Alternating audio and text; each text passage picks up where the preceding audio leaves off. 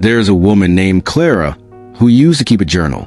Not the kind of journal where you write down appointments and grocery lists, but the kind where you pour your whole heart onto the page when you have nowhere else to put it. She started at the year everything fell apart. The year her husband left without warning. The year she lost her mother to cancer 3 months later. And the year the small business she had spent 6 years building quietly closed its doors because she simply could not hold it together anymore. She was 42 years old, and she told her sister over the phone one night that it felt like God had handed her a story and then walked out of the room before finishing it. She wrote in that journal almost every night. Some nights it was prayers. Some nights it was questions that felt too dangerous to ask out loud. She wrote things like, "Where are you in this? And I do not understand what you are doing. And I thought you said you loved me." She did not stop going to church. She did not stop praying. But she carried this quiet, aching suspicion that maybe her life had somehow fallen outside the reach of whatever plan God had. Like maybe the plan was for other people. People whose lives made sense. People whose chapters follow one another in a logical order. Not hers. Not this wreckage. Maybe you know exactly what that feels like. Maybe you are sitting with your own journal right now, or your own 3 a.m. ceiling that you have memorized because sleep will not come, or your own set of unanswered prayers that have been sitting in the air so long they have started to feel like echoes. Maybe your chapter is a medical diagnosis that rewrote your future in one sentence. Maybe it is a marriage that ended when you still believed in it. Maybe it is a child who walked away from everything you raised them to be. Maybe it is a decade that you look back on and cannot find a single thing you would call progress. You worked hard, you trusted, you held on, and somehow you are still here, still waiting, still wondering what God is actually doing. I want to sit with you in that place for a moment, because what the Apostle Paul writes in Romans chapter 8, verse 28 is not a verse you can fully appreciate from a comfortable distance. It is a verse that was written for people who are in the middle of something hard. It was written for people who have real losses, not theoretical ones. It was written for people who need more than a motivational phrase. They need a foundation. They need something to stand on when everything else has given way. Paul writes these words. He says, "And we know that in all things God works for the good of those who love him, who have been called according to his purpose." That is the verse. And on the surface, it might sound like a greeting card. It might sound like something you put on a coffee mug or a cross-stitch onto a pillow. But if you stay with it, if you actually press into what Paul is saying here, it will reach down into the deepest part of your story and do something no human word could do. Paul begins with the phrase, "and we know," not "and we hope," not "and we feel pretty confident," not "and we are choosing to be optimistic about." He says, "We know." This is not wishful thinking. This is not emotional coping. This is a declaration of settled certainty rooted in the character of God himself. Paul has suffered imprisonment. He has been shipwrecked. He has been beaten and left for dead. He has watched people he loved fall away. He has experienced the kind of losses that make you question everything. And from that place, from the other side of real suffering, he says, "We know." There is something he has seen and experienced that has moved this from a feeling into a knowing. And he wants that same knowing to take root in you. The next phrase is the one that will either anchor you or unsettle you, depending on where you are standing when you read it. In all things, not in some things, not in the things that make sense, not in the things that had noble intentions, not in the things that were spiritually motivated or that started out on the right path. In all things, Paul does not give God an edited list to work with. He does not say God will work through the good decisions and the holy moments and the chapters where you showed up perfectly. He says all things, every chapter, every detour, every loss, every closed door, everything that looks like it is moving in the wrong direction, everything that you would have written differently if it were your story to write. All things. The sickness is in that category. The broken relationship where you did everything right and it still fell apart is in that category. The job you lost, the one you had worked toward for years, is in that category. The betrayal from someone you trusted with your whole heart is in that category. The grief you carry for someone who is no longer here is in that category. The decade that you look back on and cannot name a single clear win is in that category. The mistake you made that you would give anything to undo is in that category. The prayer you prayed in faith that was not answered the way you believed it would be is in that category. All of it, every piece of your story, including the pieces you are most ashamed of and the pieces that hurt the most, and the pieces that you cannot make sense of no matter how many angles you look at them from. All of it is under the sovereignty of a God who is working. Now, Paul adds something here that matters and that we should not skip over. He says this is for those who love God and who have been called according to his purpose. This is not a blanket promise that floats over all of humanity, regardless of whether they are in relationship with God. This is a covenant promise. This is a promise made within a relationship. And what that means is that the promise is not primarily about outcomes. It is about the nature of the relationship itself. If you love God, if you have responded to his call on your life, then you are not navigating your story alone. You are navigating it with someone who sees every page, who wrote every chapter into his knowledge before you lived a single day, and who is not confused or surprised by anything that has happened to you. And this matters because the promise does not say God will work things out for the good of people who have it all together. It does not say he will work things out for people who made all the right choices, or who never doubted, or who never fell apart. It says those who love him. He is working.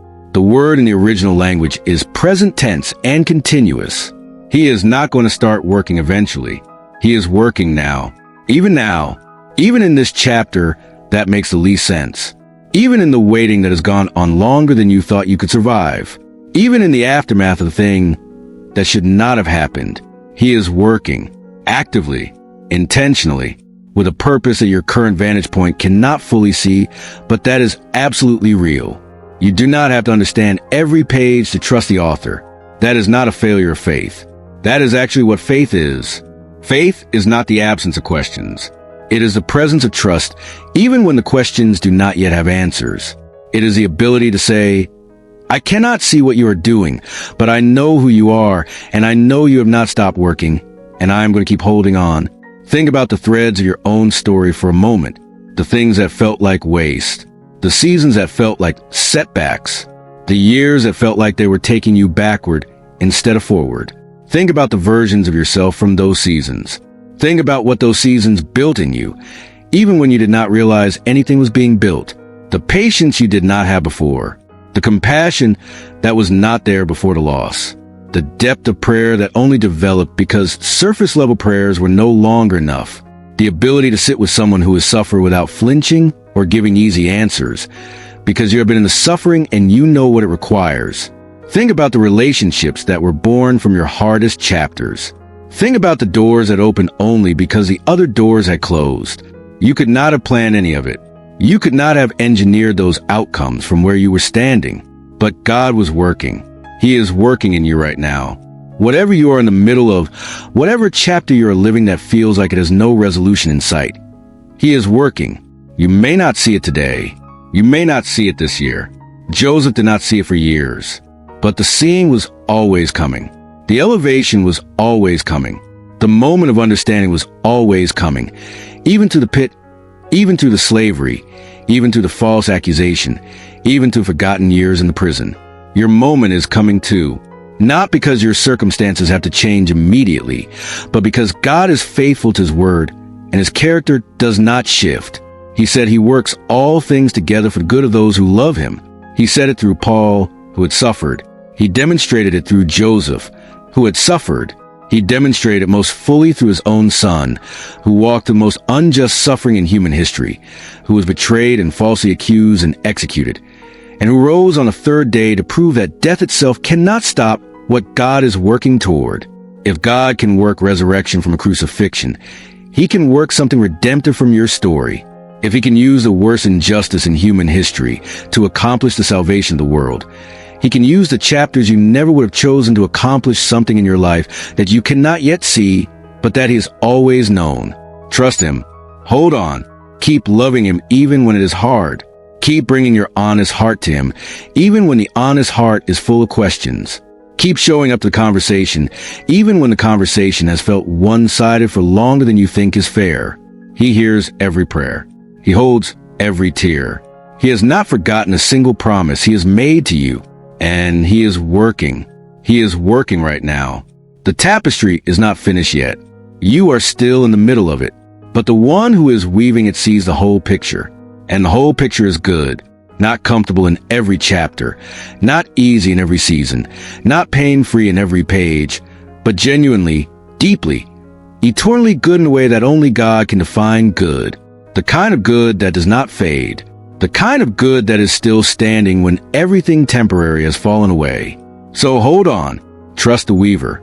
Know that in all things, every single thing, the God who called you according to his purpose is working for your good. The chapters that broke your heart are in his hands. The years that felt lost are in his hands. The mistakes you cannot undo are in his hands. The grief you have carried longer than you thought you could are in his hands. And nothing, not a single thing, is outside the reach of his redemption. He is working all things together. All things. Even yours. Even now. There's one more thing I want to say to you before we close this. And it is this. The promise of Romans 8 verse 28 is not passive. It does not ask you to sit quietly and simply wait for things to resolve. Paul's confidence that God is working is paired throughout Romans chapter 8 with active, engaged, expectant faith.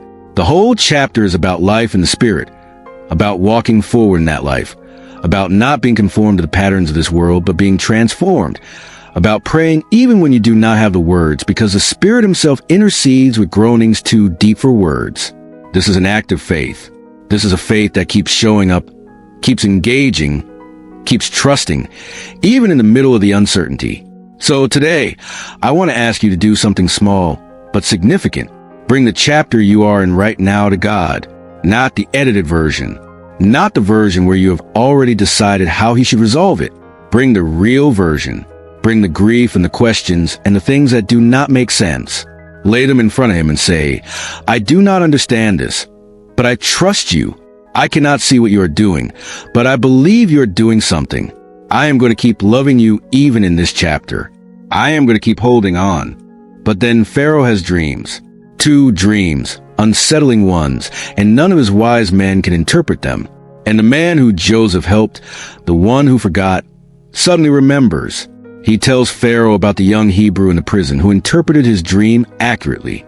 And Joseph is called before Pharaoh, and he interprets the dreams.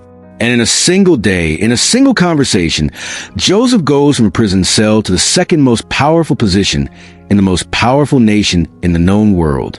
And years later, when the famine comes that Joseph had warned about, when the same brothers who threw him in a pit and sold him to strangers come to Egypt looking for food, they stand before the most powerful man in the land, and they bow down. And he is that man. And he knows them, but they do not know him. And at some point he cannot hold it together anymore. And he clears the room and he weeps, and then he reveals himself to his brothers. He says, I am Joseph. Is my father still alive? And they are terrified. They are completely terrified because they know what they did. But Joseph says something that we need to hear today. He says, do not be distressed and do not be angry with yourselves for selling me here, because it was to save lives that God sent me ahead of you. He says, you sold me here, but it was God who sent me. And then he says the line that echoes across thousands of years and lands right in the middle of your story today. He says, you intended to harm me, but God intended it for good. You intended harm. God intended good. That is not a denial of what the brothers did. Joseph is not pretending the pit did not happen, or that the slavery did not happen, or that the false accusation did not happen, or that the prison did not happen. All of it happened. It was real. It was painful. It was wrong. And in the hands of the sovereign God. It was also being worked together towards something that Joseph could not have seen from inside any one of those chapters. This is what Romans 8 verse 28 is saying. Not that every chapter is good in itself. Not that the betrayal was good, or the grief was good, or the decade of waiting was good in isolation, but that in the hands of God who is sovereign over all of it, even the chapters that should not have happened, even the chapters that were wrong, are being worked together into something that will be. That word work together is one word in the original Greek. It is the word from which we get synergy. The idea is that God is taking all these elements, all these chapters, all these pieces, and he is causing them to work together toward a single outcome. He is not just redeeming them one by one in isolation. He is weaving them together, like a tapestry where you cannot see the pattern from the back, where the threads look tangled, and and the colors seem random, and the whole thing looks like chaos. But from the front, from the angle that only the artist has, it is becoming something coherent and beautiful and whole. You do not have the front view right now. You are on the back of the tapestry. You are seeing threads and tangles and colors that do not seem to belong together. But God is on the other side, and He is weaving, and He sees exactly what it is becoming. Let me come back to Clara, the woman with the journal, the one whose story fell apart at 42. She kept writing in that journal for 3 more years. She did not get sudden miraculous answers. Her husband did not come back. Her mother was still gone. The business did not reopen. But something started happening in those pages that she could not fully explain. She started finding God in places she had never thought to look before. She started developing a depth of compassion for people in pain that she had not had before, because she was in pain herself, and she knew what it felt like to not have easy answers. She started a small grief support group at her church that met on Tuesday nights, just 6 or 7 people at first, sitting in a circle telling the truth about their lives. Within 2 years, it had grown to 60 people. She had not planned that. She had not tried to start a ministry. She had only tried to survive her own grief, and in surviving it, she had accidentally become a refuge for other people who were surviving theirs. She told her sister a few years after everything fell apart, "I would not have chosen any of it. I would not have chosen any chapter of those 3 years if you had shown them to me in advance. But I also cannot look at where I am now and wish that it had not happened, because who I am now is built from what I went through then. And I think that is what God meant when He said He works all things together for good. Not that the bad things were secretly good, but that He is the kind of God who can take what the enemy meant for harm and write something redemptive with it anyway. That is the God you serve. That is the God who is looking at your story right now, at every chapter, including the ones you would erase if you could. And He is saying, I see it all. I have not lost the thread. I am not confused by the detour. I am not surprised by what happened. I am working. I am weaving. And nothing that has happened to you, nothing that was done to you, nothing that you did yourself in your worst moments, nothing is outside the reach of my ability to redeem. This does not mean you have to pretend the pain is not real. Joseph did not pretend. He wept in that room when he revealed himself to his brothers. The grief was real. The years were real. The loss was real. You are allowed to name what you lost. You are allowed to say this is hard, and this is not what I wanted, and I do not understand why this happened. Lament is a biblical practice. The Psalms are full of it. God can hold your grief and your trust at the same time. You do not have to choose between them. But in the middle of the grief, in the middle of the questions, in the middle of the chapter that makes no sense, there is an anchor available to you, and that anchor is this. The same God who elevated Joseph from a prison cell, the same God who opened a path through the Red Sea when there was no path, the same God who raised Jesus from a sealed tomb on the 3rd day, that God is working in your story right now. He has not forgotten your name. He has not lost your page. He has not been distracted or overwhelmed or outmaneuvered by what has happened to you. If that is where you are, this promise is for you. Now let us talk about what God working for good actually means, because this is where people sometimes get confused or even hurt. Working for good does not mean working for comfort. It does not mean working for ease. It does not mean that the chapter you are in right now is going to resolve quickly or pleasantly or in the way you would choose. God's definition of good is vastly bigger than our definition of pleasant. And if we reduce the promise to mean that God is going to make everything feel okay soon, we are going to be confused every time that does not happen on our timeline. Good in God's economy includes things like refinement. Refinement is not comfortable. Refinement involves heat, pressure, the removal of things that do not belong, the exposure of things we would prefer to keep hidden. Refinement produces something purer than what went in. But the process is not painless. And yet it is good. It is genuinely, deeply good in the most important sense of the word. Good in God's economy includes character. The kind of character that holds up under pressure, that can be trusted in the dark, that does not collapse when the circumstances get hard. That kind of character is not produced in easy seasons. It is forged in fire. It is built in the waiting room. It is shaped in the season where you could not see what God was doing, but you kept trusting anyway. That is not pleasant, but it is good. It is profoundly good. Good in God's economy includes faith that has been tested and found true. There's a kind of faith that has only ever existed in comfortable circumstances, and that faith sounds confident but has never been truly proven. And then there's a faith that went through something it should not have survived, and came out the other side still standing, still holding on, still able to say, I believe. That second kind of faith is worth more than gold, and it produces a depth of relationship with God that simply cannot be built any other way. It is good, even when it did not feel like it on the way to becoming what it became. So when Paul says God works all things are good, he is inviting you into a definition of good that is bigger than your immediate circumstances. He is asking you to trust that the one who is working knows better than you do what good actually means, and that his version of good is deeper and more lasting and more real than anything you could engineer on your own. Let me tell you about a man named Joseph. You may already know his story.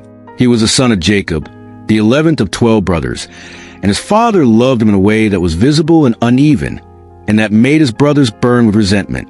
His father gave him a coat of many colors. He gave him dreams. Joseph himself dreamed that one day his brothers would bow down to him, and with the unfiltered honesty of a young man who had not yet learned the way to certain words, he told them about it. His brothers already hated him. The dreams only made it worse. And then one day, out in the fields, far from home, his brothers looked at each other and made a decision that changed everything. They threw him into a pit. They sat down and ate their lunch while he cried out from the bottom of that pit. And then they sold him to a caravan of traders passing by on their way to Egypt. They took his coat, the one his father had given him, and they soaked in the blood of a goat, and they brought it home to Jacob and said a wild animal got him. And Jacob, his father, the man who loved him more than all the others, wept and mourned for his son he did not know was still alive. Now put yourself inside Joseph's story for a moment. Not at the end. Not when you already know how it resolves. Put yourself in the middle of it. You are 17 years old. You have been sold by your own brothers. You are a slave in a foreign country. You do not speak the language fluently. You do not understand what is happening or why. You had dreams, real dreams, the kind that felt like they came from God himself, that said your life was going to mean something. And now you are property. Now you are cargo.